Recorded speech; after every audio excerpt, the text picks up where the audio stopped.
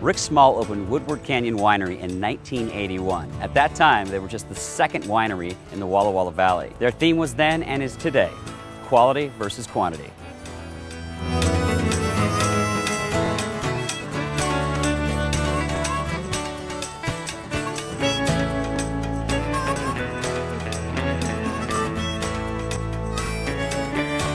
I was the second winery, and Leonetti Cellar was the first, and set this just remarkably impressive example for, I think, all of the rest of us that came after. But Gary Figgins and I are really, really good friends. We started making homemade wine together, and then I got serious, and he bonded. I helped him a little bit, and just got more involved in making wine, and at the same time decided I needed to try to plant some wine grapes. And so, you know, I was the second winery. LaCole came shortly after, and then Waterbrook and others. But I think the level of quality and the commitment to quality and the commitment to premier wine growing has always happened, and I give full credit to that to Gary Figgins, because he set the tone. But I said, boy, if I'm going to do this, I want to do it the same way he does, and because I can't see another reason to do it. I can't see another way to do it, but to drive for quality and continue always to strive for that. We're going to be running up to the top of Woodward Canyon, which is about 850 feet at the top. And so my family, I'm third generation here, and so my grandpa and my dad before were cattle ranchers and wheat farmers.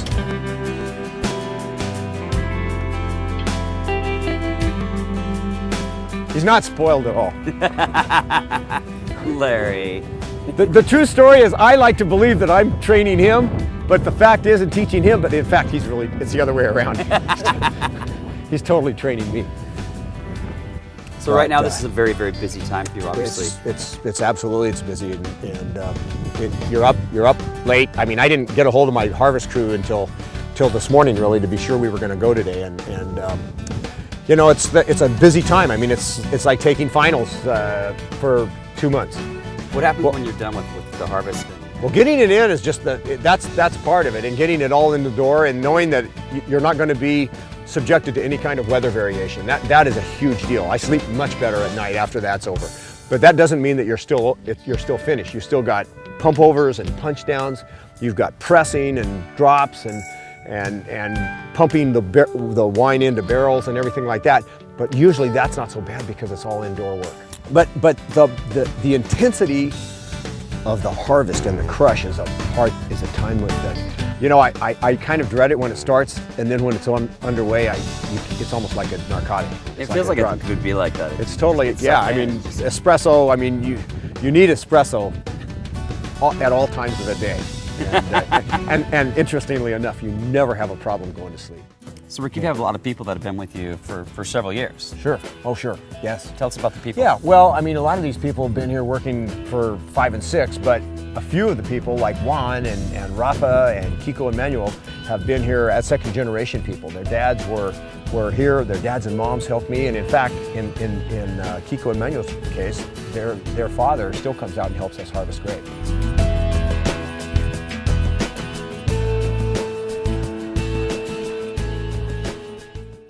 Kevin had great things to say about your wine. I brought him along as my wine interpreter for the weekend since he knows this stuff, so he can kind of interpret it. Sure. But he had a lot of really good things to say about your wine. Tell us how you guys met. It's a good story. Well, back when I was a freshman at Whitman, another person that worked for Rick, Mark Weideman, Yes. introduced us, Yes. and then I kept coming out to different winemaker dinners, and then we met again over and over at the Planned Parenthood auctions, and just developed a friendship. I always remember once when there was this customer, and always it was Whitman College, and Kevin had this incredible palate. I mean, for someone who goes to Whitman, I understand that a lot of Whitman students are exposed to wine, their parents drink wine, and they grow up with wine on the table, and they just have grown up with wine. But I was incredibly intrigued about Kevin and his interest in wine, and so when I saw that, I was attracted to that. I thought that was a very neat thing, and I think I would agree with Kevin in everything he said about our friendship. What is Walla Walla's best kept secret?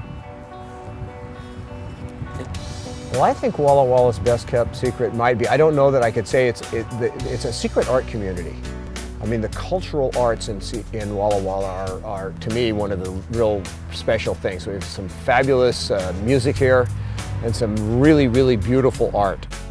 So you've said earlier today you have not made your best bottle of wine yet, and Yeah. I hope you never do. Yeah, and I really mean that. I want to get close a couple times. And I've always tell people, one of the things people ask me is which one do you like best or whatever? And I say, well, you know, it's like your children. I mean, it depends on what time of day or what month or whatever, which way they are. But I've loved my work. But there's so much I don't know yet. There's so much that I've got to learn. I want to get close, but I never want to make the best wine.